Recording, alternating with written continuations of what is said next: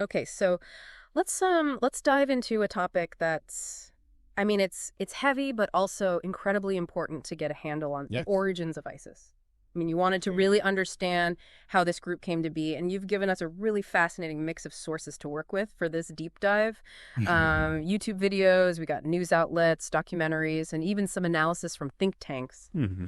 So I guess our mission here is to kind of trace the path of ISIS, Right. separate fact from fiction, understand the complex factors that led to their, terrifying rise. Yeah, and to really grasp the story of ISIS, Hmm. I think we need to begin even before the group we know as ISIS existed. Okay. We need to kind of understand the currents, the historical currents that brought them to the forefront. So go back further back in time. Yeah. Okay.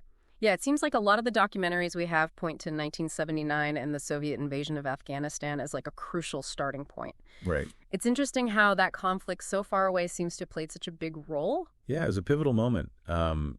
It's during this conflict that we see individuals converging who would go on to really shape the landscape of global terrorism. Right.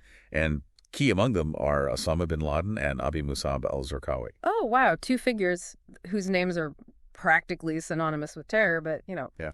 it's fascinating to me how different their personalities seem to have been. Yeah, the contrast is striking. Bin Laden, the educated strategist, had his sights set on a broader ideological war against the West. Mm-hmm. Zarqawi, on the other hand, was driven by raw, brutal violence. Real? His focus was much more immediate and visceral. Yeah, in one of the documentaries, they describe him as like a former drug dealer who embraced Islamic fanaticism with just a chilling intensity. Yeah. It makes you wonder how that kind of brutality could become so central to ISIS's identity. It's a key insight. Yeah. But Zarqawi's brutality wasn't just random violence. It was a deliberate strategy, a way to distinguish his group from others, and to attract a specific kind of recruit, those drawn to the idea of extreme, uncompromising violence. So a certain type of person is attracted to that. Exactly. This really set the stage for what would become a hallmark of ISIS. That makes sense. So even though bin Laden at least initially had some reservations about Zarqawi's methods, Right. they ended up joining forces for a while. What was the dynamic there? It was a complex, often strained partnership, I'd say. They shared a common enemy in the West. Okay, huh? And saw the Soviet withdrawal from Afghanistan in 1989 as a victory, Mm-hmm. but their methods and ultimate goals were quite different. Okay. They each returned to their corners of the world, radicalized by the conflict, ready to continue their own versions of the fight. Yeah, it's chilling to think that the seeds of extremism planted in the mountains of Afghanistan would eventually blossom into the global terror we see today. Oh. It feels like the world changed forever after that conflict. Absolutely. But as we kind of move forward in this story, we come to an event that many of our sources point to as the single biggest catalyst for the rise of ISIS, an event that shifted the stage from Afghanistan to the heart of the Middle East, the U.S. invasion of Iraq in 2003. The Iraq War, it dominated the news for years, but I'm curious, what exactly was it about the invasion that created such fertile ground for a group like ISIS to emerge? Right. Was it the invasion itself or the aftermath? It was a combination of factors, really, a Okay. perfect storm. Uh-huh. The invasion itself created a power vacuum, a situation where existing structures of power and authority collapse, leaving a void Right. that can be exploited. So it's like nature abhors a vacuum. Someone or something will always rush in to fill that void. Exact. And in Iraq, the void was filled by a number of actors, remnants of the disbanded Iraqi army, various sectarian militias, and, of course, jihadist groups, including Zarqawi's followers. So it's almost like history was repeating itself, mirroring what happened in Afghanistan, but this time Zarqawi was center stage, and he seemed even more brutal than before. Yeah, the chaos and instability of post-invasion Iraq played perfectly into Zarqawi's hands. Yeah. He wasn't just targeting Americans. He was deliberately stoking the flames of sectarian violence, specifically targeting Shia populations, to try and spark a full-blown civil war. One of the sources mentioned a U.S. military propaganda campaign against Zarqawi. Yeah. How did that fit into the picture? It's a fascinating and controversial episode. The U.S. military, in an attempt to discredit Zarqawi, inadvertently made him a jihadist celebrity. What? He used a private contractor, the Lincoln Group, to plant stories in Iraqi media that highlighted his brutality, hoping to turn public opinion against him. Wait, so they were basically trying to use Arkawi's own brutality against him? In a way, yes, but it backfired spectacularly. The campaign, instead of demonizing him, ended up amplifying his message and bolstering his image as this ruthless, uncompromising leader. Wow. It inadvertently played right into the hands of his recruitment efforts. So you've got Zarqawi exploiting the chaos of post-invasion Iraq, intentionally fueling sectarian violence and even gaining notoriety thanks to the U.S. military's own propaganda campaign. Yeah. It sounds like a recipe for disaster. It was, and as his influence grew, so did the ranks of his followers, including foreign fighters, drawn to his brand of extreme violence. Right. He was establishing a powerful and dangerous network that would have lasting consequences. But Zarqawi's reign of terror didn't last forever, right? He was killed in an airstrike in 2006. Did that mark the end of his influence? It was a significant blow to his organization. But Zarqawi's death did not extinguish the flames he had ignited. Right. His followers didn't simply disappear, they regrouped. And in a chilling twist, many ended up in U.S.-run prisons, including Camp Bucca. Camp Bucca, that name sends chills down my spine. Well, what exactly was it about this prison that played such a crucial role in the ISIS story? Camp Bucca becomes a pivotal setting in this narrative.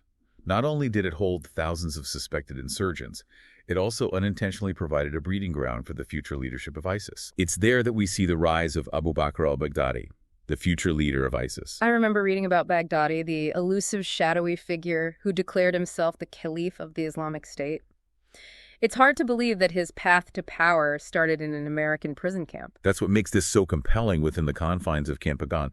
Bucca Baghdadi wasn't just surrounded by fellow jihadists. Right. He also formed alliances with former Saddam Hussein regime officers, a dangerous convergence of extremist ideology and strategic expertise. So we've got the brutality of Zarqawi's legacy Right. combined with the strategic and organizational skills of former Iraqi military officers all stewing together in this pressure cooker of a prison camp. It sounds like the stage was being set for something even more terrifying than Zarqawi's organization. Precisely. And as we move into the late 2000s and early 2010s, two major events further fueled the rise of this new, more potent threat. Okay. The U.S. withdrawal from Iraq in 2011 and the eruption of the Arab Spring, particularly the Syrian Civil War. The Arab Spring, that wave of uprisings and revolutions that swept across the Middle East. Right. I remember the hope and excitement that it initially generated. Yeah. But it quickly descended into chaos and violence in many places. It was a period of immense upheaval, creating power vacuums and opportunities for groups like ISIS to exploit. The Syrian Civil War in particular would prove to be a turning point. And this is where ISIS really comes into its own right. They move into Syria and take advantage of the chaos of the civil war. Exactly what's remarkable and frankly disturbing is that the Assad regime actually tolerated, even encouraged ISIS's growth in the early stages of the conflict. Why would Assad do that? It seems counterintuitive. From Assad's perspective, ISIS was a useful tool to further divide the opposition. Okay. He calculated that by allowing ISIS to grow, he could paint all rebel groups with the same brush, portraying them as extremists and terrorists.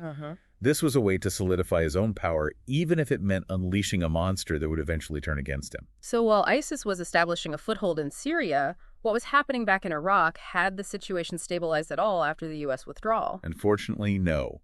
The Iraqi government, led by Nouri al-Maliki, had become increasingly sectarian, alienating many Sunnis who felt marginalized and disenfranchised. Okay. The Iraqi army, plagued by corruption and low morale, was ill-prepared to deal with the reemergence of a potent threat like ISIS. So by 2014, ISIS was operating on both sides of the border in Syria and Iraq. This is where we see their lightning-fast takeover of Mosul, right? Right. That felt like a turning point, the moment when ISIS truly announced itself to the world. Absolutely. The fall of Mosul in June 2014 sent shockwaves across the globe. Yeah. It exposed the weakness of the Iraqi army and the deep sectarian divisions within the country. But perhaps even more importantly, it highlighted the ambitions of ISIS, which extended far beyond simply controlling territory. They weren't just content with being a regional insurgency. They had a much grander vision in mind. Their goal was to establish a caliphate, a vast Islamic state ruled by a supreme religious and political leader. Right. This apocalyptic vision, exceeding even al-Qaeda's ambitions, resonated with recruits from around the world, drawing them to the black flag of ISIS. So we've traced this twisted path from the mountains of Afghanistan to the chaos of post-invasion Iraq to the rise of a new generation of jihadists in Camp Bucca, and finally to the establishment of the Islamic State in Syria and Iraq. It's a complex and terrifying story. It is, and as we move forward, we'll need to delve deeper into the factors that made ISIS's rise possible, their ideological appeal, Okay. their strategic cunning, and the global network of support that enabled them to carry out their reign of terror. And we'll need to confront the uncomfortable truth that many different forces, both intentional and unintentional, contributed to the creation of this monster. Absolutely. Understanding the complexities of the past is essential if we hope to prevent the emergence of similar groups in the future. As we piece together the story of ISIS's rise, one of the most striking takeaways for me is the danger of unintended consequences. I think I see where you're going with this. A lot of our sources highlight how actions taken with the best of intentions, even those aimed at combating terrorism, can backfire in unexpected and devastating ways. It's a sobering thought. It is. Take, for instance, the U.S. invasion of Iraq. It was meant to dismantle a regime perceived as a threat. But it inadvertently created the very conditions that allowed ISIS to flourish. Yeah, the documentary ISIS, created by the invasion of Iraq, makes a pretty compelling case for that argument. Right. It suggests that the invasion, along with decisions like disbanding the Iraqi army, fueled resentment and instability, ultimately playing into the hands of groups like ISIS. Precisely. And it wasn't just about large-scale military interventions. Even seemingly localized decisions could have, ripple effects. Right. Remember Camp Bucca, the U.S.-run prison that unintentionally became a breeding ground for ISIS leadership? Yeah. It's chilling to think that a facility meant to contain and neutralize extremists actually ended up facilitating their rise. Was it just a matter of circumstance, or were there more systemic factors at play? Both, really. The sheer number of detainees, the lack of effective de-radicalization programs, and the opportunity for networking among prisoners created a perfect storm. One former guard interviewed in a documentary described Camp Bucca as a pressure cooker for extremism, where hardened jihadists could indoctrinate new recruits and forge alliances. It almost feels like trying to extinguish a fire with gasoline. You might suppress the immediate flames, but you risk igniting a much larger inferno down the line. A powerful analogy. And I think this concept of unintended consequences extends beyond military actions to broader foreign policy decisions as well. Right. Remember how the Assad regime in Syria released a number of jihadists from prison early in the Civil War? I do. It was a calculated move on his part, essentially unleashing a monster to further divide the opposition and solidify his own grip on power, but it ultimately backfired, didn't it? Spectacularly. The Assad regime's short-sighted strategy played right into ISIS's hands, giving them a foothold in Syria and further fueling the chaos that allowed them to thrive. It's a stark reminder that alliances of convenience often come with a steep price, and that even seemingly shrewd political maneuvers can have disastrous unintended consequences. Okay, so we've established that there were a series of geopolitical blunders and miscalculations that created an environment ripe for a group like ISIS to emerge. But what about the ideology itself? Right. What was it about their message that resonated with so many people, drawing them to join their ranks? That's where things get really fascinating, because ISIS tapped into a potent mix of religious fervor, political disillusionment, and a yearning for belonging. Okay. They weren't just offering a military adventure. They were selling a utopian vision, a restoration of a glorious past, a chance to be part of something larger than oneself. And they were masters at marketing that vision, where they understood the power of social media and used it to reach a global audience. It wasn't just about dusty old theological texts. Right. It was about slick videos, catchy slogans, and promises of adventure and purpose. Exactly. They were marketing a brand of extremism that was both seductive and terrifying. Yeah. One documentary I watched highlighted how ISIS recruiters specifically targeted young people who felt alienated, disenfranchised, or lacking direction. Right. Promising them camaraderie, purpose, and a chance to make a difference. It's disturbing to think that such a twisted ideology could be packaged and sold so effectively. Were there specific elements of their message that proved particularly appealing to recruits? They presented themselves as the defenders of true Islam, the warriors against the corrupt and decadent West, the restorers of a glorious caliphate. Offered a simplistic worldview where good and evil were clearly defined, and where individuals could find meaning and purpose in fighting for a righteous cause. And for those living under oppressive regimes or marginalized within their own societies, that message of empowerment and belonging must have been incredibly seductive.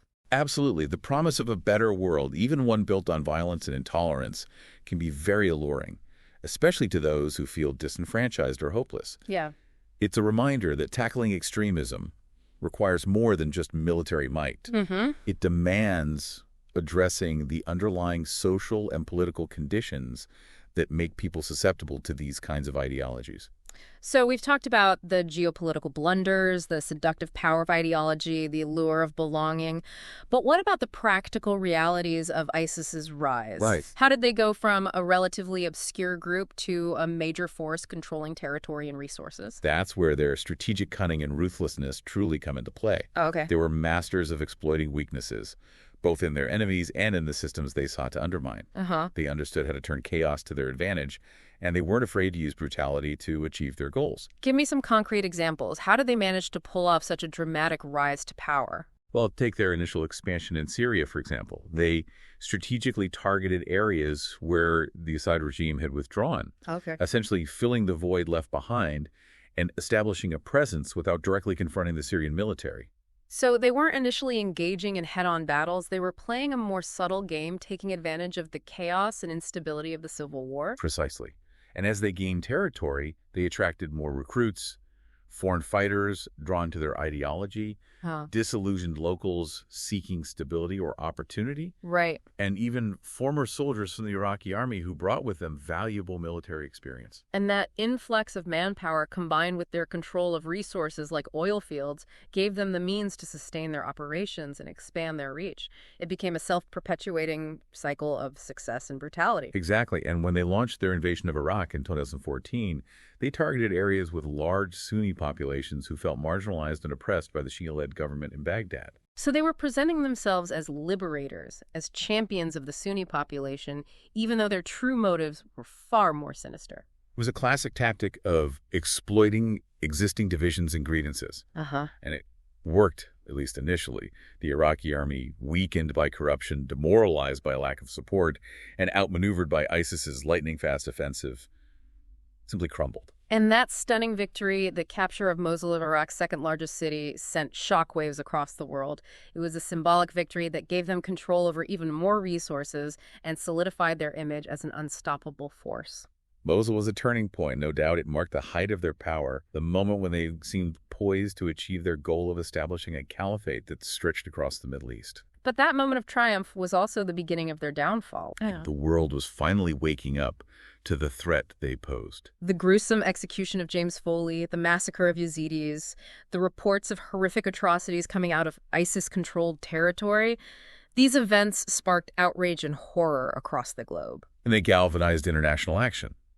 The U.S.-led air campaign, coupled with ground defenses by Kurdish forces, and the Iraqi army slowly but surely chipped away at ISIS's territorial gains. But even as they were losing ground, they shifted their tactics, didn't they? They started focusing on global terror attacks, inspiring lone wolves to carry out attacks in their name. Right. It was as if they were saying, if we can't have a caliphate here, we'll bring the chaos to you.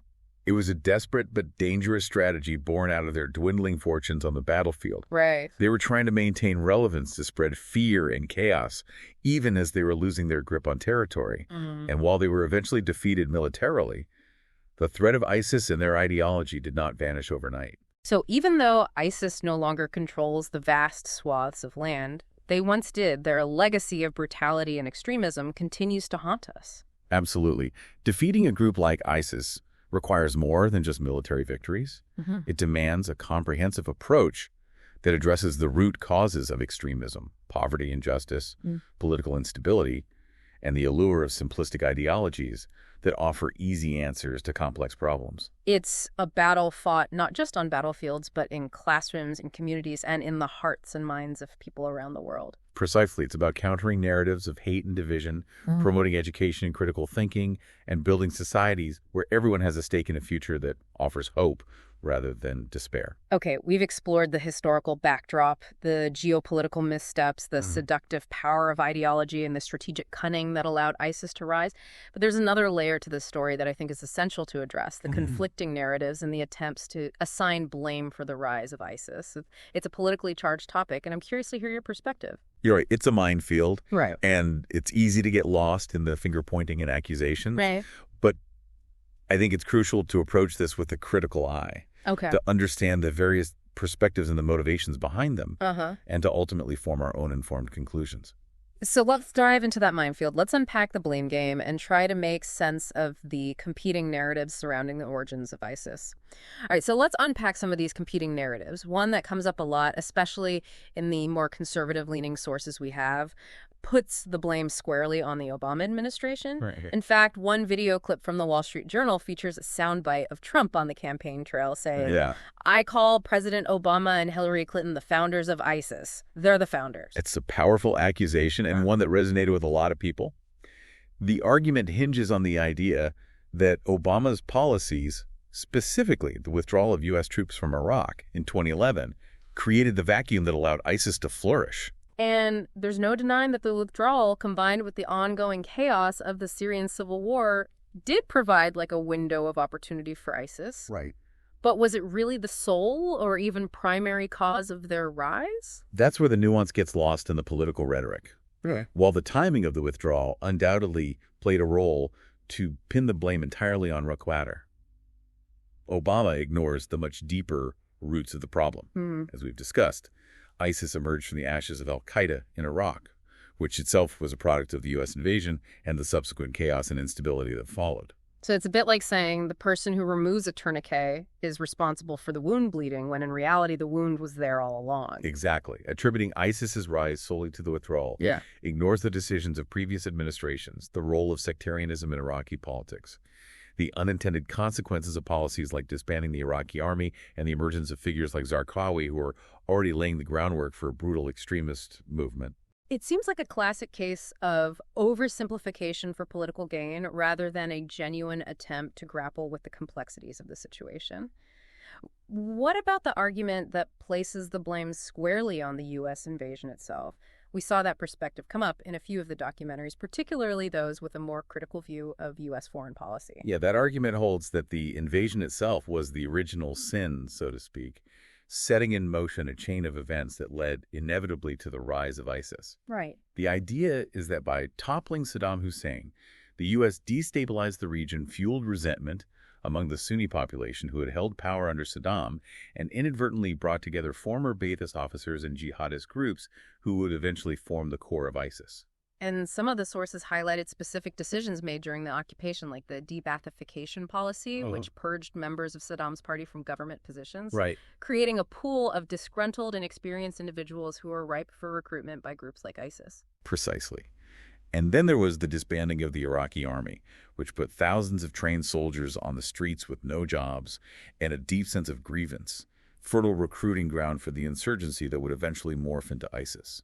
It sounds like a cascade of unintended consequences, each decision, building upon the previous one, creating a situation that was ripe for exploitation by a group like ISIS. That's exactly it. And it highlights the importance of understanding the historical context, the long-term implications of interventions, and the dangers of assuming that military force alone can solve complex political and social problems. So we've got these two dominant narratives: blame the invasion, blame the withdrawal, both with their own sets of evidence and arguments.